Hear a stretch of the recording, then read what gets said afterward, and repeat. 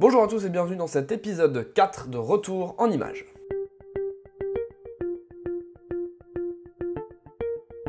Rapidement, pour ceux qui ne connaisseraient pas le concept, je vous présente en ce moment des images des États-Unis, des images que je n'ai pas encore publiées des États-Unis, voyage que j'ai réalisé il y a 2 ans maintenant.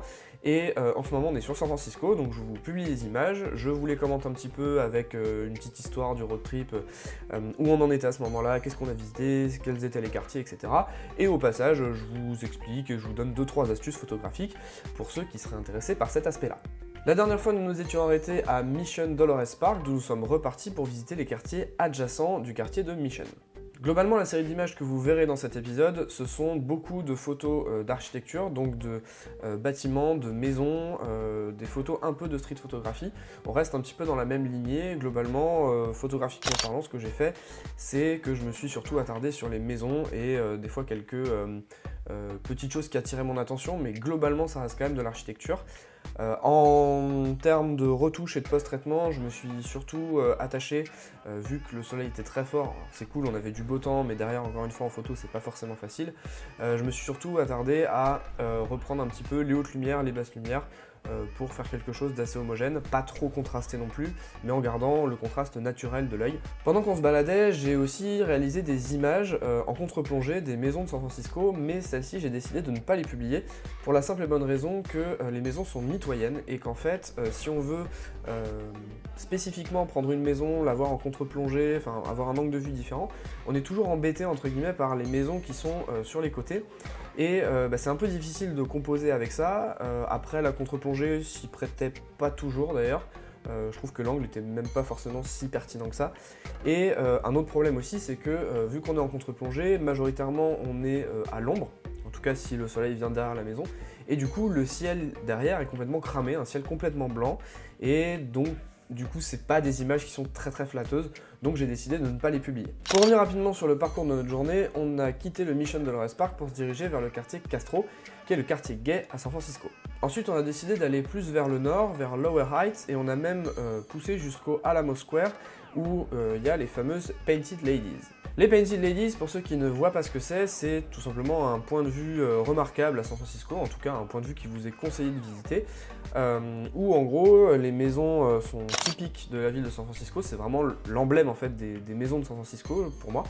Et derrière, en fait, les maisons sont assez identiques et sont sur un bel alignement.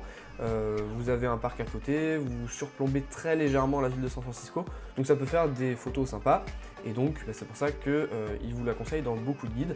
Moi je vous conseillerais d'y passer parce que c'est chouette, maintenant n'y passez pas 15 ans non plus, c'est juste des maisons quoi. Autre chose que je voulais préciser, c'est que même si les quartiers qu'on visitait étaient relativement proches les uns des autres, eh bien on a quand même fourni pas mal d'efforts à monter et descendre les rues. Globalement, San Francisco est une ville qui se fait très bien à pied, mais il faut savoir que selon les quartiers, ça grimpe quand même pas mal et ça descend quand même pas mal aussi. Donc ça fait des efforts à fournir, mais ça crée des opportunités photos assez intéressantes également. Vous avez quelques exemples ici où j'ai essayé de faire des photos un petit peu différentes et de profiter de la hauteur que je pouvais avoir pour faire des photos avec des angles de vue un petit peu originaux. Bon, mais bien sûr on s'entend, hein, quand je vous dis original, c'est bien sûr original par rapport aux photos que je vous montre depuis le début où je photographie que des bâtiments. Là j'avais un point de vue où je pouvais avoir des angles différents et englober beaucoup plus de maisons et voire même des quartiers entiers, donc c'était plutôt intéressant à faire comme image. Enfin, pour terminer ce petit périple de la journée, on s'est dirigé vers le quartier de High-Ashbury, qui est un quartier hippie, le quartier hippie par excellence de San Francisco. Encore une fois, j'ai réalisé quelques photos de rue comme je l'ai fait précédemment dans les autres quartiers, mais aussi et surtout des photos d'art de rue qui est absolument à mettre en valeur dans ce quartier. Il y a quand même des tags qui valent le détour.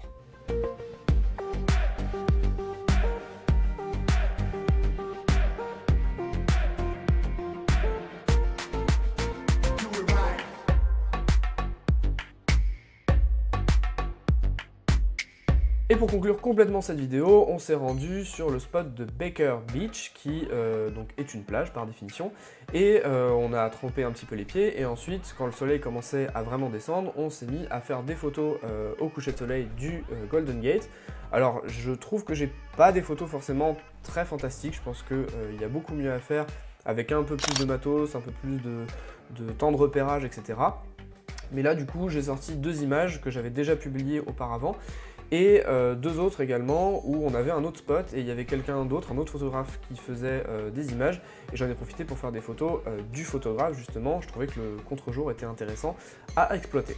Voilà, c'est tout pour ce 4e épisode de Retour en Images. Si vous l'avez apprécié, n'hésitez pas à me le faire savoir, et en attendant, je vous dis à la prochaine, salut!